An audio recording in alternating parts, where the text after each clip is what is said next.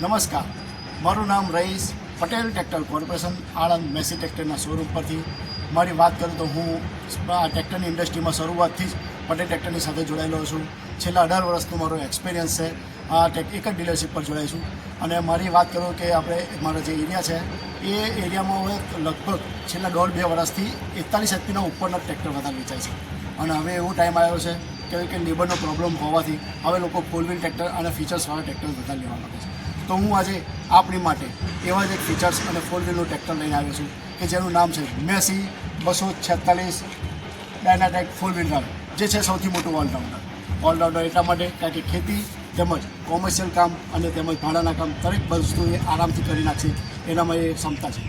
આજે વાત કરીએ આપણે ડાયનાટેક ફોર વ્હીલ ડ્રાઈવની, તો એની જે એક્રોનિમ પીચ છે અમારી ઓલરાઉન્ડર, હું આજે એના પરથી વાત કરું છું. એ four all wheels drive suitable for agriculture and commerce, એટલે આના પર છે ફોર વ્હીલ ડ્રાઈવ છે.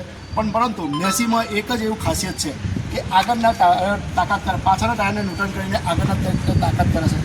એટલે કોઈ પણ જ્યારે ફસાય છે ટ્રેક્ટર ત્યારે બીજા કોઈ ટ્રેક્ટર લઈ લાવવાની જરૂર નથી પડતી. મેસી પોતે જ કાપી છે એને બહાર કરવામાં.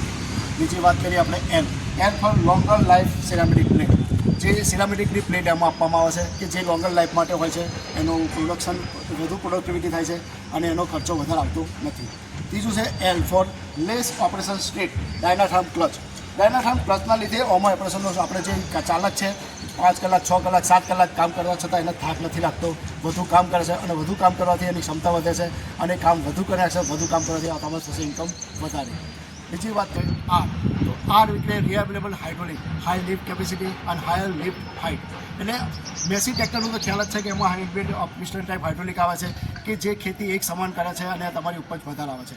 પણ આ ટ્રેક્ટરમાં કેપેસિટીની વાત કરીએ તો આ ટ્રેક્ટરમાં 2050ની લિફ્ટિંગ કેપેસિટી છે, જ્યારે એનું કોમ્પિટિશનમાં 50-50Dની વાત કરીએ એ 1600 કિલો અને હવે 1800 કિલોની કેપેસિટી લોકો કરી છે. જ્યારે મેસીમાં 2050ની કેપેસિટી આવે છે.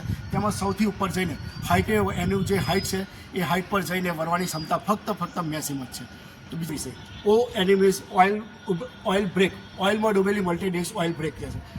આ ટ્રેક્ટરમાં મલ્ટીડિસ્ક ઓઇલ બ્રેક આપવામાં આવે છે. મલ્ટીડિસ્ક એટલે 3 ડિસ્કો જમણી બાજુ અને 3 ડિસ્કો છે ડાબી બાજુ, 3 ડિસ્ક આપવામાં આવે છે. જ્યારે કોમ્પિટિશનમાં 2 ડિસ્કો આપવામાં આવે છે.